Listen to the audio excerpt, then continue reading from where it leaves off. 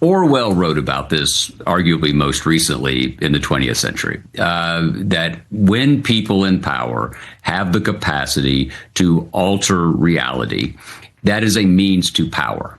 And power as an end to itself is, in fact, part of the reason the American Republic was founded, was to try to avoid the human tendency toward autocracy. So there are a lot of the irony here is as thick as the humidity at the moment.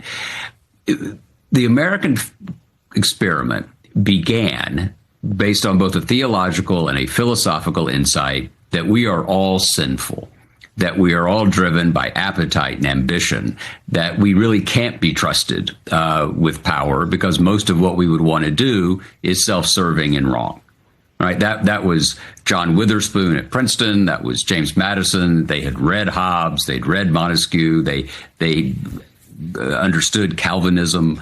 They knew that their view was we need checks and balances in the state because we need checks and balances in our souls.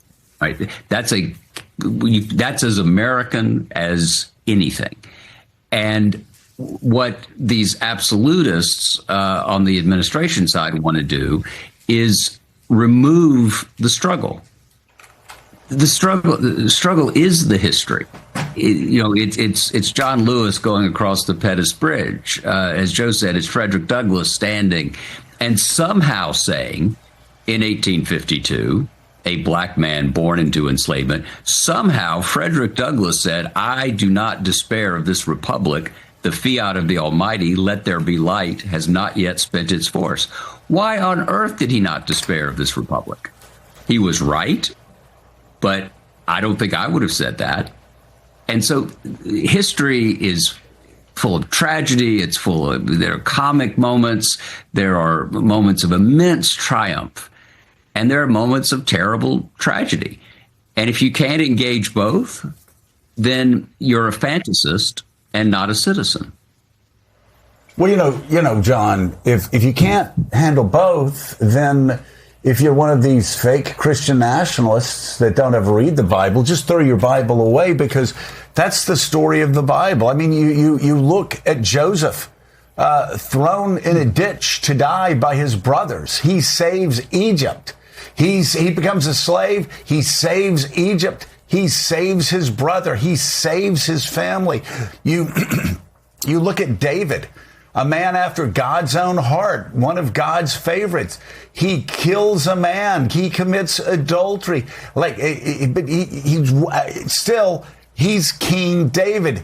And Jesus' lineage goes straight to the house of David. There is always forgiveness. There is always growth. New Testament, the single person most responsible for spreading the gospel, Paul, who was Saul, who spent his early days killing Christians, blinded by the light on the road to Damascus. And then you end with Jesus. The story, crucified, thrown into a grave, rolls away the stone 3 days later. Those are the stories that define the Christian faith, define the Old Testament as well. And you don't get the full story of the Gospels by erasing the bad sides of things. I didn't even bring up Peter denying Jesus 3 times. And then Jesus going, okay, you are Peter, the rock upon which I will build my church. It's inspiring. It's hopeful. And that's what these clowns in the administration don't understand, that by taking away those low points, they're actually making our achievements seem even less extraordinary.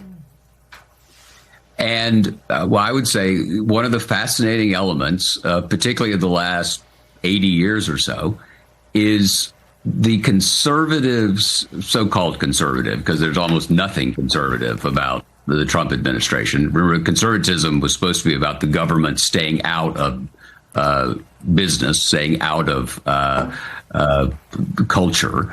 But there is a persistent element in the conservative movement that they have to feel under siege. right? Every day has to be a war. Every day is a battle. Richard Hofstadter wrote about this. Every day you're at the ramparts trying to save civilization from, in this case, the left, the establishment, the liberals. And the History Museum has become a front in that sense of perpetual war. And this is a hugely important element of our politics right now. We're not just talking about the past here.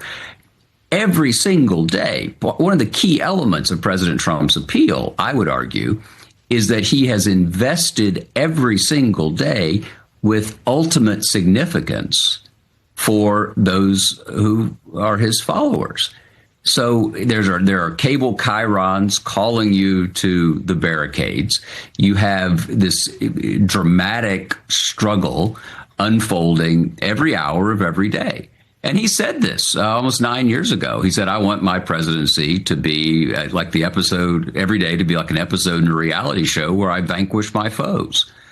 And so this narrative he's telling is one in which nothing can be accepted as settled. Nothing can be accepted as illuminating as opposed to scorching. And history is a constant debate. There was a great Dutch historian who said it's an argument without end. But we have to argue from facts, not from fantasy. So, Vaughn, this move at the Smithsonian is indeed Orwellian. It is absurd. It is dangerous. And it's also in some ways not surprising for this president, who tried to have his hands in everything right now. And there may be more to come at the Smithsonian. They've suggested perhaps almost taking over that institution. We have seen him try to remake Washington in its physical space with the monuments and the buildings. We also see him now. This is part of his effort to rewrite the American story in the way he sees fit. Right. The president of the United States, Donald Trump, fails to see the different forms that patriotism comes in. And I think Friday night, in so many ways, at the White House Correspondents' Dinner, and it's more than an hour in which he served up a platter of evidence to back that up, that he doesn't understand the role of journalists, that journalism in its form in the United States is a form of patriotism. It's a group of people that are trying to hold power accountable and try to find out information, what's happening behind the scenes of government. Then you're talking about resistance and dissent, whether it be from the opposition party or from members of your own party. That is a form of patriotism. It is challenging the authority that exists, the current levers of power, whether it be in Washington or at the state or at a local level. But instead, the president tries to quash that form of patriotism.